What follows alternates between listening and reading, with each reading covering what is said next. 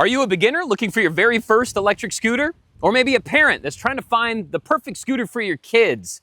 Or maybe you're an advanced rider that just wants something you can ride around and cruise with that you don't have to gear all up and hold on for dear life. Well, the Haoqi Flying Fish might be exactly what you're looking for. This electric scooter has a 500-watt motor, a 10-amp-hour removable battery, can get up to 25 miles of range, and has a top speed of 22 miles an hour. It's got a really cool folding mechanism that allows you to fold it in just seconds, and it weighs only 40 pounds. It's got an LCD display, cruise control, front suspension, it's IP55 waterproof, and it connects to a really nice app which can control the scooter's features. Now, the Haoqi Flying Fish comes in at 46.9 inches tall, 44.5 inches long, and when folded, it cuts the height more than in half, coming in at just 20.5 inches tall. Now, the size and the fact that it weighs only 40 pounds makes this electric scooter extremely portable. Now, what's unique about this scooter is that the battery is not down here in the deck. It's actually right here in the front, and it is a removable battery. It's a 36-volt, 10-amp-hour lithium-ion battery that should get us up to 25 miles on a charge in ideal conditions. Unfortunately, 99% of us don't ride in those ideal conditions, so I'm expecting to get about half. But you're gonna have to stick around. Later in the video, we're gonna get real range results after we go on a ride to see how close we can get to that 25 miles. Now, if you wanna remove the battery, you're gonna take this set of keys that they give you right here, put it in the keyhole, turn it and unlock the battery, and now you're able to remove it and bring it inside to charge. When it's time to ride again, you're just gonna put the battery back in place, turn the key, lock it down, and you're ready to go. Of course, this is gonna be your charging port right here on the front. It's got a nice little rubber cap on it to keep the rain and splashes out. Now, the Flying Fish has a single rear 36-volt, 500-watt electric motor. Now, that's on the lower end of the spectrum when it comes to power, but that's what makes this the perfect scooter for beginners, kids, teens, even adults that just want something they can ride around on without all that crazy acceleration. For brakes, we have this front drum brake right here in the hub, and if we go around to the rear, you're gonna see we have a mechanical disc brake in the back. And in just a few minutes, we're gonna do a high-speed brake test to find out how well these bring us to a stop. For suspension, the Flying Fish does have this front dual suspension, but from what I can tell, it's not adjustable in any way. Now, unfortunately, in the rear, we don't have any suspension, so we're gonna have to see how well this front suspension softens our ride. For tires, we do have 10-inch by 2.5-inch pneumatic tires, and by looking at the tread here, this is gonna be a street tire, so we're gonna keep it on the street and sidewalks for most of our ride today. Folding this scooter is super simple. It just takes a button push, a lever pull, and now you can fold down your handlebars. There's a little hook on your handlebars you can put on that notch on the fender, and now you can pick it up and bring it wherever you need to go, especially since it only weighs 40 pounds. Now, when you're ready to ride, you unhook it from the fender, you bring the stem back up, and just like that, you're ready to go. Super simple. Now, the size of the deck here on the Flying Fish is actually quite nice. There's been a lot of scooters that I've reviewed lately, the smaller ones, that don't really have much room on the deck. At least for me, I can't put more than 1 foot on there. But that's not the case here with the Flying Fish. Not only can I get my one size 11 shoe on there, I can get both of them on there and I can ride comfortably without any issues. So if you're a full-size adult with size 11 shoes like me, you don't have to worry about having enough real estate on this deck. You should be good. Now, up in the cockpit, things are still super simple, which makes it great for beginners. On the left and the right, you've got adjustable handle grips that have a palm rest right here to make things more comfortable while you ride. Now, you can loosen these 2 screws here and rotate these grips how you like them and then tighten them back down. Now, on the left, you have your rear brake handle. You've got a built-in cell phone holder. Yep, you don't have to buy one. They have one already installed here when you get it. And then this spring-loaded guy right here is the hook that you hook to your rear fender when you want to fold the scooter. Now, on the right side, you've got your front drum brake handle. You've got a power button and a headlight button and your thumb throttle. Now, to power on the scooter, you're just going to hold down the power button for a few seconds. The scooter's going to power on. And then right here at the bottom, you've got your battery level. Above that is your odometer. In the middle is your speed, and then right here on the side is your speed mode level. Right now we're in speed mode 2.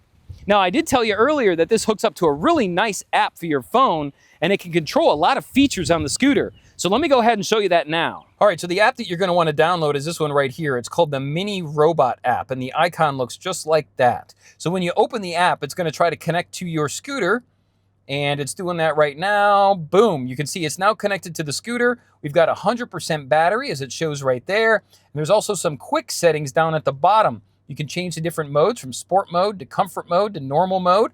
You can lock and unlock the scooter so nobody can steal it, turn on and off your headlights and taillights, and enable and disable cruise control right from the bottom. If you ever lose connectivity with the scooter, you can hit the Bluetooth button and it will search for your scooter again and reconnect to it. So just in case that ever happens. You also have the settings menu over here, and over here is where you're going to change from kilometers an hour over to miles per hour, depending on where you live. Your battery capacity should be at 10 amp hours. Cruise control settings for on and off if you want to do it in the menu.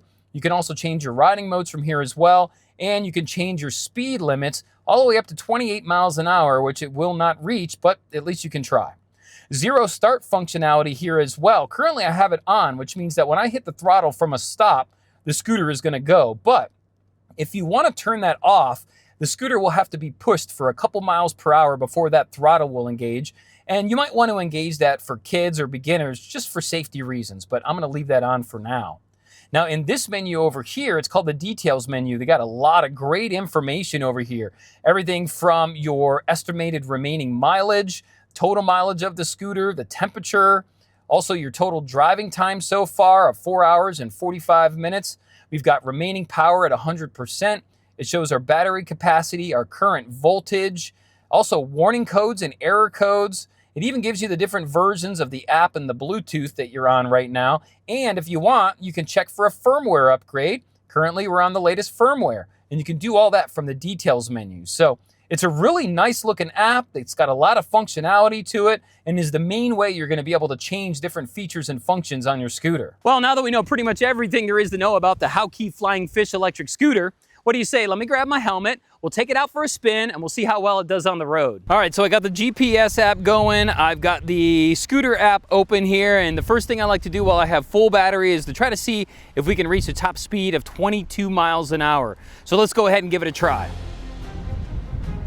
7, 9, 10, 11, 12 and a half, 15 miles an hour, 16 miles an hour, 17, 18, 19.7, 20, 21, 22 miles an hour. All right, so we were able to hit 22 without any problem. 22.3. Now it is a little bit windy today and I'm going with the wind.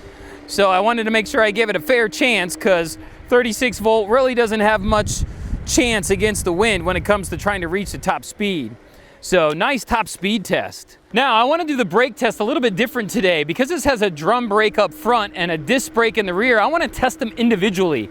So I'm going 21.5 miles an hour. I'm going to go ahead and hit the front drum brake first as hard as I can and see what happens. Go.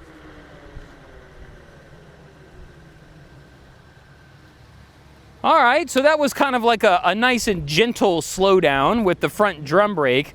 Let's go ahead and get it back up to speed again, and let's try the rear disc brake on its own and see how that does. All right, so we're going 20, 21 miles an hour. Let's slam on the disc brake and see what happens. Whoa! Well, as you can see, I slid a little bit sideways on that one, so I definitely say to be careful when slamming on just the disc brake alone, because you do slide out a little bit, but it did work really good and slowed me down in about, I don't know, 30 feet or so from 21 miles an hour, so that's not bad. So it looks like the drum brake is gonna be your easy slowdown, while the disc brake is gonna be the holy crap, there's an emergency, I gotta stop now type of brake. Well, since we have the app open, let's go ahead and engage the cruise control with that quick setting right there. So now when we hold on to the throttle, after a few seconds, you'll hear a beep, and then we can let go and it will just keep the throttle engaged. There it is. Let go of the throttle, and here we are, just cruising at 20 miles an hour. Go through some puddles, but that's okay because we're IP55 water resistant. So that means you can have water hit it from any direction, and it's also dust and dirt proof as well. So you don't have to worry about riding it off-road if you can, or getting it dirty. I definitely wouldn't ride it in the middle of pouring down rain, but if you go through some puddles, that's okay. Now the front suspension on the scooter does pretty good. Even though we don't have rear suspension, the front suspension does absorb some of those bumps that you get when you're riding. And while it is a little bumpy, it's not as bad as having no suspension. I gotta give it that. So I'm gonna give this scooter about 3 stars when it comes to suspension, because it doesn't have rear suspension, but the front suspension does pretty good. Now I wanted to see how well this does in grass. Most 36-volt scooters are not gonna do too well in grass because they just don't have enough power, especially with a rider that's 200 pounds. But right now, I'm at 50% battery, I'm in cruise control, and I'm cruising around this grassy area with no issues at what, 10, 11 miles an hour?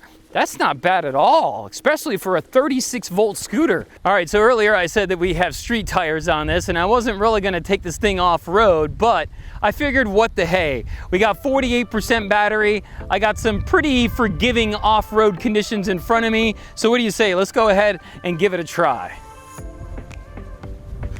Doing 8 miles an hour. All right, so now we're getting into the dirt. I'm in cruise control right now, which I probably shouldn't be here in the dirt. You gotta be careful. But again, with only under 50% battery, off-road, whoa, there's a little slippity slide. With a 36-volt battery, it's still able to get through this. And it's got street tires. So back in cruise control again, 12 miles an hour. It's doing about as good as it did in grass. 13 miles an hour. All right, so again, for off-road, being that this is not an off-road scooter and it's only 36 volts with street tires, I'm gonna give it 4.5 stars again for off-road capability, because I didn't even think this thing would budge going off-road. So nice test. All right, now I'm done to 26% here. We've gone 10.15 miles, so we're getting pretty close to the end, but I just wanted to see what the acceleration was like down this low at 26% battery. So I'm flooring it right now. Yeah, you can definitely tell the acceleration has gone down a little bit. Cruise control, there's cruise control, so we'll let go of the throttle. Still accelerating for us, 18 miles an hour, 19 miles an hour. So we're still able to hold a pretty good speed here with only 25% battery left. Now here's a little section of off-roading that I want to see if this thing can handle off-road when we're this low on battery. It did it when we were around 50%, so that was already impressive. But I'm gonna flip around here and see if we can go through some of this dirt. And this is what I'm talking about. Suspension check, suspension check. Ah, suspension. Actually did pretty good. Now we're out here on the dirt. The tires on here are kind of skinny, so you have to be careful when you're turning, because you could peel out. But even, whoa, there we go, right there, just like that. Even at 20% battery now, we've dropped even more, 19%. We're holding 15 miles an hour on the sand. Whoa, whoa, whoa. So yeah, these skinny tires, street tires I might add, are not the best for this type of terrain, but in a pinch, if you had to, boom, boom, boom, you got no problem. 12% battery. We're gonna run this baby all the way down and we'll get a range estimate momentarily. 18.5 miles an hour with 10% battery left. Oh my goodness. Well, let's go ahead and wrap this up. We'll get our final range results and my pros and cons. Let's do it. All right, well, that was a lot of fun today, riding around on this baby. The Flying Fish is actually a lot of fun to ride. Now, I'm used to the faster dual motor electric scooters, and this was a nice break to just slow things down, jump on the sidewalk, and cruise around. So that's why in the beginning of the video, I said it was so perfect for beginners, for parents looking to get their kids their first scooter, even for adults that just want to slow down a little bit and cruise around. But I'm sure you're interested to find out what kind of range we got on today's ride. So the manufacturer says we can get 25 miles on a charge, which typically you want to take that number and cut it in half. So I was thinking we were going to get around 12 miles or so. Now our battery's at 9%, so we ran it down pretty low, and I think we maybe be able to get another half mile or mile out of it before it went totally dead. Now the range we went today was 11.43 miles. So 12 to 15 miles, depending on the rider size and weight, the terrain you're riding on. Keep in mind I went in the grass, I went on off-road conditions, I got wind today, so I probably could get a little bit more depending on if I wasn't doing all this extracurricular crazy stuff. If you were just cruising on the sidewalks, you might be able to get up to 15 miles on a charge, which isn't bad at all.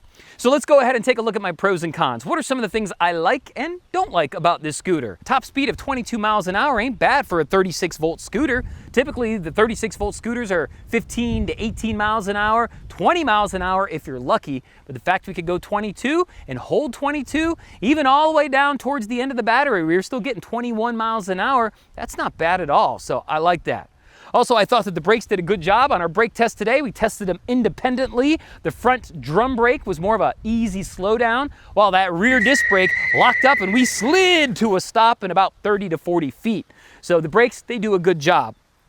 I also like the fact that they gave us a cell phone holder for free, and it works great. I got a Google Pixel 8 Pro, which is a pretty big phone, and I was able to unscrew this and grip it in there nicely. It didn't move, vibrate, or fall off during the ride at all. So a free cell phone holder, gotta love that.